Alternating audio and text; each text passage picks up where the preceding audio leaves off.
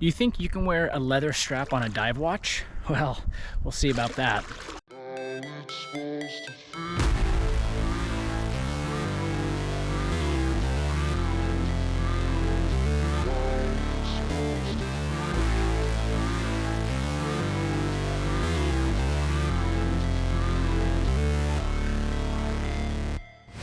Never break, always fight, never quit, do it right.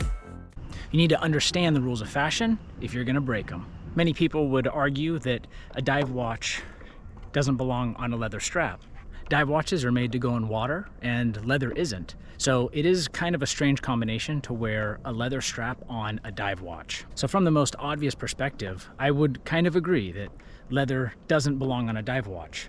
However, let's kind of explore the history of the dive watch and where this trend really came from. Dive watches really had their heyday back in the 1950s and 1960s.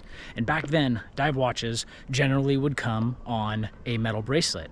Now the steel on those watches back then typically was made from rolled or folded and pressed steel. So it wasn't really the highest quality. They didn't have the same manufacturing standards that they have today.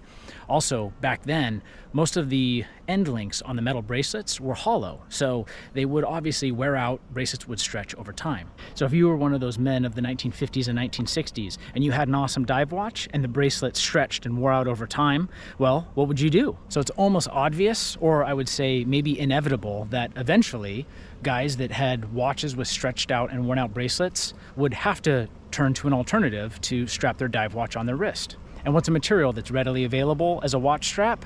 Well, leather. So you get all these guys that have these nice vintage watches and they put them on leather straps and the trend begins. Now, if you think about it, while the dive watch wasn't ever designed to be on leather originally, but out of necessity, leather bands became common on dive watches.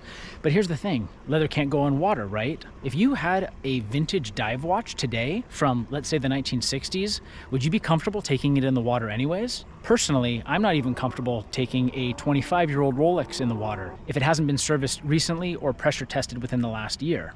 So for real-world practical use, a vintage dive watch isn't going to go in the water, so it's not that big of a deal if there's a leather strap on it. Also, when you look at it and you don't really think about the philosophy of use behind it, they actually look pretty cool. So what I would say is that if you have a vintage watch or a vintage inspired wristwatch, it's totally okay to put a leather strap on it.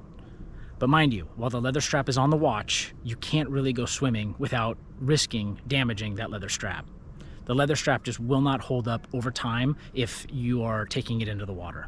Now, I separate dive watches into two categories: vintage or vintage inspired and modern dive watches, which oftentimes will have like a ceramic shiny bezel. Now, on a modern ceramic watch, I actually don't think leather looks good. I've tried putting leather straps on my modern Rolex Submariner and it just looks a little bit off.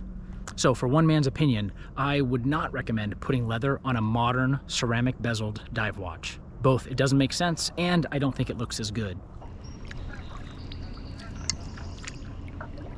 Now we can extend this philosophy onto other types of straps. For example, the NATO strap. I don't think the NATO strap really looks good on any watch. They're kind of garbage, so unless you had a watch with fixed lugs, yeah, what's the point? I mean, let's think about the NATO strap, right? These were designed for soldiers. So a military could issue a watch with fixed spring bars. They could easily replace a nylon strap for pennies, right? And so a soldier would be able to deploy with that. They'd be able to use it for a deployment. These watches would oftentimes have solid spring bars, so they don't have to worry about spring bar failure. And then after the deployment, they could turn that watch head back in, or they could just get issued another NATO strap, and then the watch would be good to go. So they were great at the time, but honestly, with modern technology, are they really that necessary anymore? And you have to ask yourself, do you even think they look good? Personally, I think they kind of look cheap.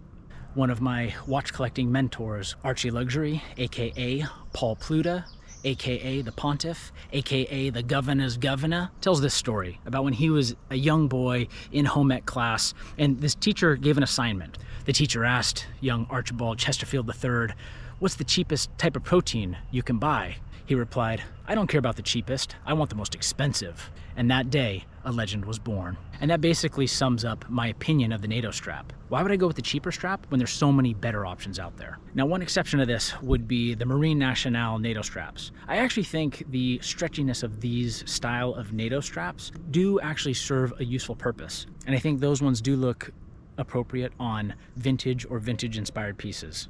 I don't think they look good on modern ceramic watches, and I think they look a little bit odd on some modern dive watches that have thicker cases. It just doesn't balance out the apparent thickness of the watch head. Your strap or bracelet should be proportional to the watch head that it's attached to. Kids, don't be like me. If you're ever going out supboarding, make sure you wear your life vest. So the next strap I want to talk about is rubbers. Now, rubber straps come in different qualities. I'm not talking about the cheap silicone straps. I'm talking about the high-end vulcanized rubber. So I have gotten vulcanized rubber or high-end rubber on vintage-inspired pieces like the Black Bay 58. I've also gotten high-quality rubber straps for my modern Rolex Submariner. And I just personally think that rubber looks better on modern dive-style watches with the ceramic bezel. Watches like the Omega Seamaster. So if I was building a watch collection and I was looking at getting a rubber strap, I would probably choose to get that on the modern looking piece. Now, there are some watches that are kind of outliers, like the Tudor Pelagos. It almost looks like it has an aluminum bezel. It's actually ceramic. And honestly, I kind of classify the Pelagos as a vintage inspired piece, even though it is made with the latest and greatest technology.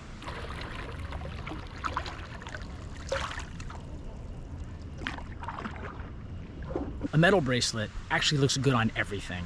I usually recommend to people if they're trying to buy a dive watch, whether it's a modern or vintage inspired piece, and you can go with a bracelet, it's usually better just to get the OEM bracelet. This advice is worth what you're paying for it. So in summary, a metal bracelet goes with anything, vintage or modern inspired dive pieces. If you're looking at getting a leather strap for your dive watch, I think it looks the best on vintage or vintage inspired pieces. If you're looking to go rubber, I would go with a modern dive watch, something with a ceramic bezel. NATO straps, they don't look good on just about anything.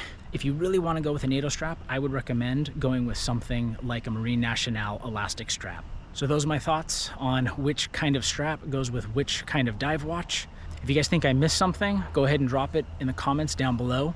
If you've made it this far in the video, do me a favor, drop me a like, hit the subscribe button. It makes these videos worth my time. And remember guys, wear your watches.